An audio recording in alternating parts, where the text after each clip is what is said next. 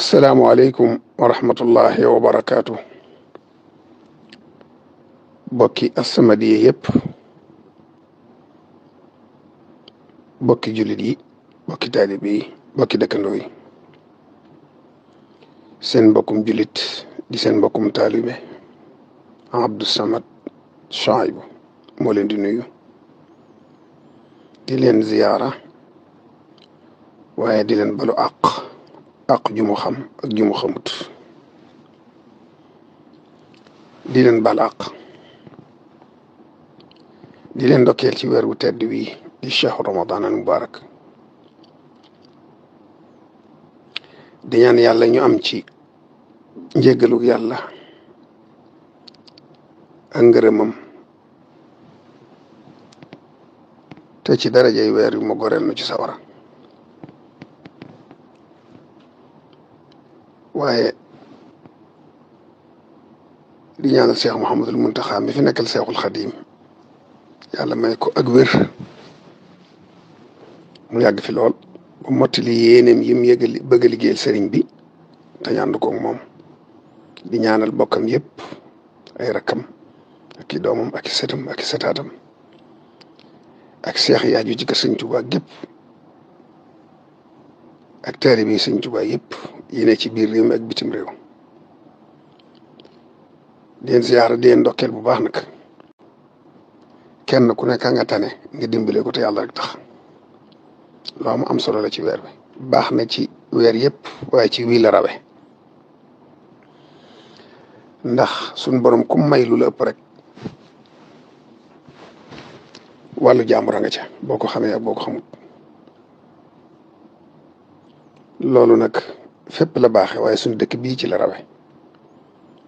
ndax am na ñoo xam ne dañoo jaayante dëkk seeg sëriñ bi, bàyyi seen baaxi maam yi ak seen dëkki maam ya sañc ci dëkk bii.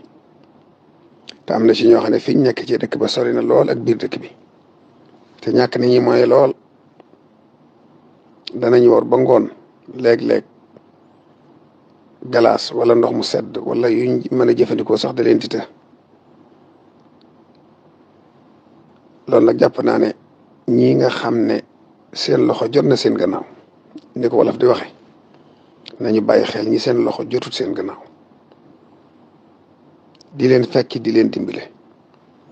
buñ leen mënta fekk itam buñ leen fekk see ñu woon leen kanam gu belli boole ci ak dimbal lu wóor, te xam ne bu sooboon suñ borom mu boole la ci ñooñee te doo ci man dara. kon nag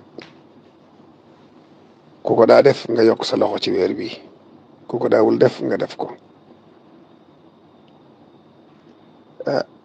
jox nit tibb ñam mu lekk ko, tuyaaba ji ci ne dafay yem ak tabax junne jumaa ci tuyaaba wala mu gën ko.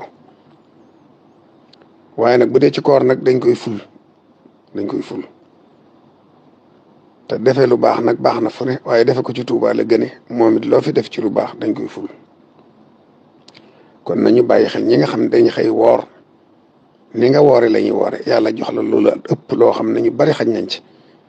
moom yàlla nattu ko ba yoru dara, yoru dépense bu suba, mu xëy woor ba ngoon, du xalaat, amul fenn fu mu jàpp ne fa lay amee ndogu.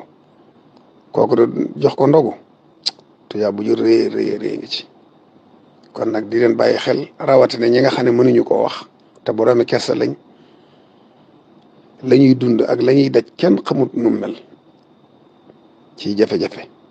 dañu ay gor yoo xam ne mënuñoo wax yenn yi. ñooñu di leen bàyyi xel, leen fekk ci seeni kër di leen dimbale te yàlla rek tax, te di ko suturaal. lu ko mat la. lii nag fàttalee rek la, ndax fàttalee day jariñe. wa zakkir fa inna zikra tanfaul muminin te addiinu an nasiha. wasalaamu aleykum wa rahmatullahi wa barakaatu. déwénati kullu aamin wa antum